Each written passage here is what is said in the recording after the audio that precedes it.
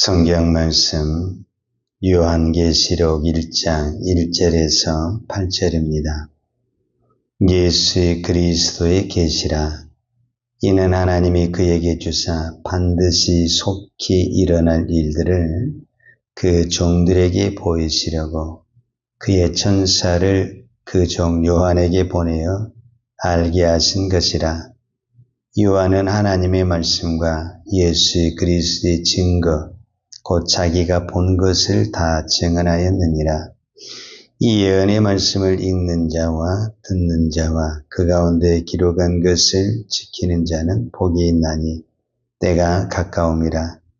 요한은 아시아에 있는 7 교회에 편지하노니 이조도 계시고 전에도 계셨고 장차 오실 이와 그의 보좌 앞에 있는 7영과 또 충성된 증인으로 죽은 자들 가운데서 먼저 나시고 땅의 임금들의 머리가 되신 예수 그리스도로 말미암아 은혜와 평강이 너에게 있기를 원하노라.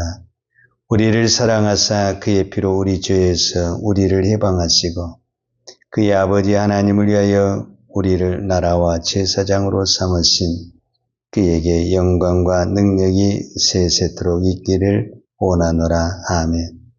볼지어다 그가 구름을 타고 오시리라. 각 사람의 눈이 그를 보겠고 그를 찌른 자들도 볼 것이요 땅에 있는 모든 족속이 그로 말미암아 애곡하리니 그라리라. 아멘. 주 하나님이 이르시되 나는 알파와 오메가라. 이제도 있고 전에도 있었고 장차 올 자요 전능한 자라 하시더라. 아멘. 오늘이 7월 1일입니다. 7월 한 달 동안은 우리가 새벽마다 이 요한계시록의 말씀을 함께 읽고 또 묵상하는 시간이 되겠습니다. 오늘 요한계시록 1장 3절에 보니까 이 예언의 말씀을 그랬어요. 이 예언의 말씀을 읽는 자와 듣는 자와 그 가운데 기록한 것을 지키는 자는 복이 있나니 때가 가까움이라 그랬습니다. 그러니까 물론 이 예언의 말씀은 이 요한계시록을 말하기도 하지만 성경 전체를 의미하기도 하죠. 그러니까 작게는 요한계시록을 의미하고 넓게는 성경 전체를 의미하는데 오늘 저와 여러분에게 가장 큰 복이 뭐냐면 하나님의 말씀을 듣는 것이 복이고 하나님의 말씀을 읽는 것이 복이고 여기서 그치면 안 되고 이 복이 실제로 내 삶에 복이 되는 것은 내가 듣고 읽었던 말씀을 지키는 것이 복이다. 이렇게 성경이 말씀하고 있습니다. 그래서 우리가 이 요한계시록의 말씀을 읽을 때 정말 이 성경에 기록한 대로 이 말씀을 읽는 자와 그 가운데 기록한 것을 듣는 자와 또 이거를 지키는 자가 복이 있다고 그랬는데 오늘 저와 여러분들이 새벽마다 이 말씀을 묵상하면서 오늘 사도 요한이 이 말씀을 지키는 자가 복이 있다 했는데 이 복이 저와 여러분에게 있기를 축복합니다. 자, 요한계시록 1장 1절을 어떻게 시작하고 있냐면 예수 그리스도의 계시라 이렇게 표현을 했습니다. 그런데 요한계시록 1장 1절을 요한은 예수 그리스도의 계시라 그런데 책 제목은 예수의 계시록 이렇게 표현하지 않냐고 요한계시록 이렇게 표현했다라는 거예요. 그러니까 사실은 이거는 요한의 계시록이 아니라 예수 그리스도의 계시록이다 이렇게 말할 수 있는 거죠. 그러니까 예수 그리스도의 계시를 오늘 성경의 표현대로 그의 종들에게 그의 천사들을 통해서 요한에게 보여주었고 요한은 그 보고 듣는 그것을 다 증거했는데 그 증거가 무엇이 되었다? 요한 계시록이 되었다 이렇게 말씀하고 있죠. 이제 우리가 내일부터 좀 더 구체적으로 가겠지만은 이 요한 계시록은 참 우리가 성경적으로 말이 많아요. 왜냐하면 창세기에서 시작한 이 성경이 요한계시록에서 끝을 맺게 되는데, 그러다 보니까 이 마지막은 말 그대로 계시다, 묵시다, 환상이다, 이런 말들 때문에 함부로 해석을 해서는 안 된다. 이게 상징 의미가 있다. 그러다 보니까 이 기존 교회에서 이거를 강의하는 것도 쉽지 않고, 그러다 보니까 이단들은 자기들만이 이 계시를 해석하는 것을 깨달았다 해서 자기 마음대로 해석을 해가지고 요한계시록에 대한 오해가 참 많은 것을 볼 수가 있죠. 그래서 우리가 이제 새벽 시간에 요한계시록을 구체적으로 깊이 우리가 다 볼 수는 없지만, 그래도 우리가 새벽마다 이 요한계시록을 묵상하면서 왜 사도 요한은 이 요한계시록을 기록하게 됐는가? 이 기록의 목적. 우리가 앞전 주일날도 보았지만 사도 요한은 요한복음 20장 28절에 내가 이것을 기록함은 요한복음에 대한 기록 목적, 성경에 대한 기록 목적, 또 오늘 본문에서는 이제 요한계시록에 대한 기록의 목적이 무엇일까라는 부분을 한번 생각해 볼 수가 있죠. 그래서 이거를 예수님에게 보았고, 예수님은 반드시 이것을 다른 사람에게 전하려고 했는데, 그게 이제 소아시아에 있는 7 교회에 보내라, 이렇게 표현했어요. 그래서 이제 우리가 2장에서 보면은 2장과 3장에 우리가 잘 아는 7 교회, 에베소, 스머나, 버가모 이런 여러 가지 교회들이 나오는데, 그 7 교회는 실제로 그 시대에 소아시아에 있던 교회입니다. 그러면 소아시아에는 7 교회만 있었냐? 그렇지는 않죠. 그런데 그 7 교회를 선택했다라는 것은 그 7 교회가 그 시대의 대표성을 가지고 있는 교회 전체를 의미하는 것이고, 그래서 그 7 교회는 오늘 우리에게도 동일하게 7 교회 안에 해당되는 그런 부분이다라고 말할 수 있죠. 특별히 요한계시록에는 숫자에 대한 것도 많이 나오는데, 이 7이라는 숫자가 많이 나오잖아요. 7 교회. 자, 오늘 우리는 이제 3절에 그 말씀을 읽는 자와 듣는 자와 그 가운데 기록한 것을 지키는 자가 복이 있다 그러는데, 이 복에 대해서도 7가지 복이 나오거든요. 그런데 7 교회가 나오잖아요. 그리고 이제 또 우리가 그 다음 성경을 보면 7 은이라든지 7 나팔이라, 7 대접이라든지 7 환상이라든지 다 모든 것이 7 이렇게 되어 있잖아요. 물론 이제 우리가 이걸 7을 성경적으로는 하나님의 완전수다 이렇게 이야기를 하죠. 1이 하나님의 수입니다. 1이 하나님, 유일, 하나님의 완전수인데, 3이 또 하나님의 숫자잖아요. 성부, 성자, 성령. 그리고 이제 우리는 4를 별로 좋아하지 않죠.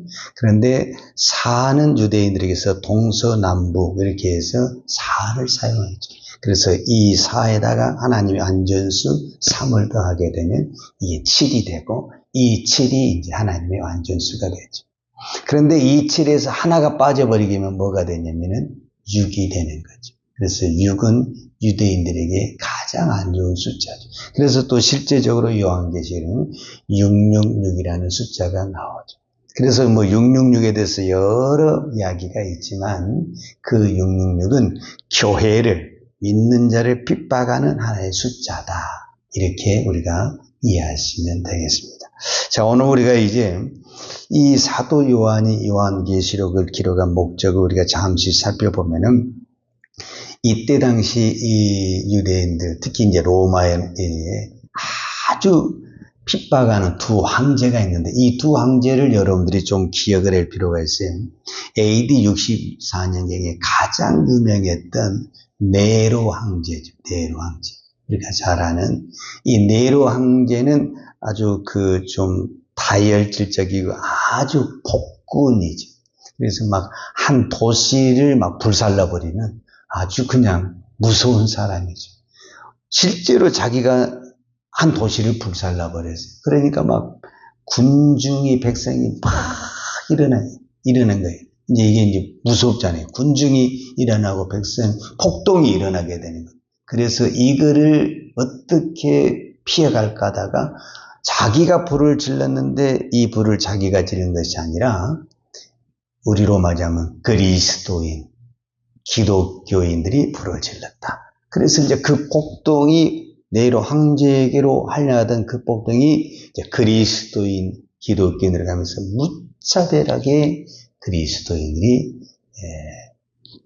죽게 되고 핍박을 받게 되는 그런 현상이 나타나죠. 근데 이제 이 폭군이 그 다음에 이제 또 황제가 나타나는데, 이제 이 황제가 정말 무서운 황제인데, 이게 이제 도미티아누스 황제라고 그래요. 이 도미티아누스 황제는 이제 네로 황제의 손자가 되는데, 이 네로는 폭군으로서 막 죽이고 때리고 감옥에 가던 이런 어떤 폭력적 정치를 했다고 한다면, 이 도미티안 황제는 교묘하게 예수 믿는 사람들을 핍박을 하는 거예요. 예를 들자면 오늘 우리 식으로 하냐면은 이 도미티안 황제가 어느 날 갑자기 자기가 황제가 되면서 뭐라고 말을 하냐면은 모든 백성 앞에 내가 사실 여러분에게 속인 것이 있습니다. 내 진실을 말하겠습니다. 그렇게 말을 하고는 나는 사실은 인간이 아니고 신입니다. 이렇게 이야기를 하는 거예요. 그러면서 이제 앞으로 나에게 뭐라고 불렀냐면 황제라고 부르지 마시고 우리 주 하나님, 우리 주요 하나님이라고 불러야 됩니다. 어느 날 갑자기 황제가 이렇게 이야기를 하는 거예요. 그러니까 그 시대에 이제 이방인들은 좀 말이 안 돼도 별로 상관이 없어요. 뭐 이런 신을 섬기나 저런 신을 섬기나 또 하나의 신을 섬긴다 생각하니까 그냥 그 황제의 말에 다 따르게 되는 거예요. 문제가 무엇에 되냐면은 우리로 말하자면 그리스도인이 문제가 되는 거예요. 우리는 하나님 외에 다른 신이 없잖아요. 그러니까 하나님만 유일의 신인데 황제가 신이라니까 이거를 받아들이지를 못하라는 거예요. 그러다 보니까 이제 이 황제가 이 그리스도인들이 핍박을 하기 시작하는데, 황제를 신으로 인정할 것이냐 안 할 것이냐, 이제 여기서부터 이제 추적이 되잖아요. 인정을 하면은 문제가 없죠. 그럼 이제 우리는 배교를 한다든지 배신을 한다든지 우리만 믿음에서 떠나야 되잖아요. 근데 믿음을 지키기 위해서 나는 하나님 외에는 신이 없습니다, 이렇게 딱 말을 하는 순간, 예를 들어 직장에 다닌 사람은 직장에서 잘리게 되고, 자녀들이 학교에 다니는 애들은 학교에서 대학을 맡게 되고, 그 다음에 이제 그것도 안 되니까 이제 여러분 무슨 핑계를 못 대겠습니까? 뺏으려고 마음. 그래서 이제 믿는 사람들의 가정을, 재산을 다 뺏고 추방을 시키는 거예요. 그러니까 이때 수많은 사람들이 물론 고난도 당했지만 배신도 하고 배교도 하고 신앙에서 떠난 사람들이 아주 많습니다. 이제 이렇게 환난을 당하고 있는 이 사람들에게 하나님은 사도 요한에게 계시를 보여주면서 무슨 얘기냐면은 이 요한계시록을 쓰게 하는 겁니다. 그래서 이 요한계시록은 우리가 생각했던 어떤 공포나 두려움을 주는 책이 아니라 정말 고통을 당하고 있는 그 사람들에게 위로의 편지요, 격려의 편지요, 승리의 편지입니다. 그래서 첫 번째가 뭐냐면은 예수의 그리스도의 계시라. 즉 이 말은 무슨 말이냐면은 예수의 그리스도가 정답이고 예수의 그리스도가 우리 모든 문제의 핵심이며 모든 환난을 이길 수 있는 그분의 일입니다. 이렇게 이야기를 하는 거예요. 그러니까 지금 그렇게 환난을 당하고 있는 그 모든 백성들에게 예수님은 사도 요한을 통해서 무엇을 말해주겠냐면 예수 그리스도가 정답이고 예수 그리스도가 모든 문제의 해결자다. 지금 당장은 로마가 힘을 가지고 있고 믿는 자를 핍박하고 쫓아내고 말로 표현할 수 없는 고난과 핍박을 하지만 결국은 로마는 망할 것이고 하나님의 나라가 승리할 것이고 예수 그리스도가 승리할 것이다. 이거를 선포하는 것이 요한계시록입니다. 그래서 우리는 물론 성경 전체를 통해서도 그렇게 보아야 되겠지만 특별히 우리가 요한계시록을 볼 때 핵심이 뭐냐? 예수 그리스도입니다. 내가 지금 어떤 문제와 고난과 핍박과 질병과 아픔에 있다 할지라도 그 문제를 예수 앞에 가지고 가면 이깁니다. 그런데 그 문제를 세상의 권력의 재물에 가져가면은 금방은 될 것 같은데 결국은 이기지 못하고 이용당하고 버림을 당하게 됩니다. 그래서 우리가 어떤 핍박과 환난이 오더라도 결론을 무엇으로 맺어야 되냐? 예수 그리스도로 맺어야 된다. 지금 그것을 오늘 요한계시록을 통해서 말씀해 주고 있습니다. 앞으로 우리는 이제 1장부터 요한계시록 22장까지 있는데 22장까지 묵상을 하는 동안에 말로 표현할 수 없는 여러 가지 문제와 환경 앞에 부딪히게 됩니다. 그러나 이 모든 것은 결론을 무엇으로 맺고 있냐? 예수 그리스도로 맺고 있습니다. 오늘 여러분들이 어떤 기도를 드린다 할지라도 그 결론은 뭐냐면은 예수님의 이름으로 기도합니다. 이 한마디가 모든 문제를, 모든 기도를 해결하는 키가 되는 것입니다. 이 사도 요한의 시대에만 로마 황제 같은, 로마 시민 같은 그런 핍박이 있는 것이 아니라 지금 이 나라에도, 지금 이 시대에도 물론 그때와 뭐 말로 표현할 수 없도록 강도는 다르겠지만 다 핍박이 있고 고난이 있고 아픔이 있고 질병이 있습니다. 여러분, 예수 믿는 사람에게 핍박이 없다. 그건 말이 안 되는 겁니다. 예수를 믿는 그 순간부터 핍박이 있는 것입니다. 그런데 그 핍박만 보지 마시고 오늘 성경이 뭐냐면 그 말씀을 지키는 자가 복이 있다 그랬거든요. 그러면 그 복이 뭐냐? 그 핍박을 이긴다라는 겁니다. 이것이 복이라는 거예요. 그러면 무엇으로 이기느냐? 예수 그리스도로 있는데 예수 그리스도가 뭐냐? 오늘 저와 여러분에게 이 말씀, 이 애언의 말씀을 듣는 것과 읽는 것과 이 말씀을 지키는 것이 무엇이다? 복이다. 이렇게 말씀하고 있습니다.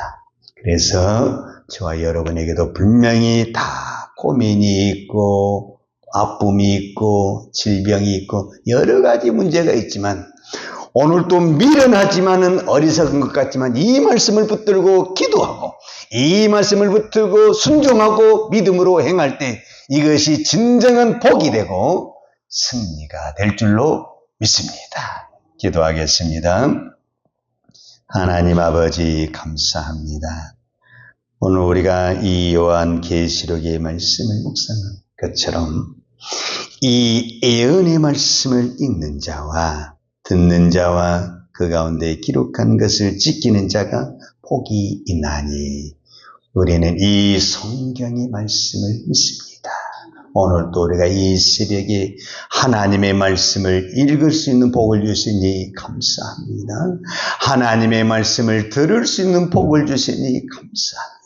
하나님, 우리가 읽고 듣는 것으로 끝나지 않고 힘들지만 어렵지만 끝까지 이 말씀을 붙들고 이겨내는, 지켜내는, 순종하는 믿음의 종 되게 하여 주옵소서. 예수님의 이름으로 기도하였습니다. 아멘. 유아는 내게 복을 주시고 너를 지키시기를 원하며 유아는 걸굴로 내게 비추사 은혜 베푸시기를 원하며 유아는 걸굴을 내 길을 향하여 드사 평강 주시기를 원하노라. 이제는 교회의 머리 대신 우리 주 예수 그리스도의 은혜와 아버지 하나님의 그 크신 사랑과 성령님의 충만한 은혜가 오늘도 오직 예수 그리스도로 말미암아 모든 환난과 핍박을 믿음으로 이겨내기를 원하는 사랑하는 주의 종들 머리머리 위에와 이 나라 이 민족과 한국 교회 위에 온 열방에 이 생명의 복음을 증거하는 선교사님들 위에와 사랑하는 주의 자녀들 머리 위에 이제부터 영원토록 함께 있을지어다. 아멘.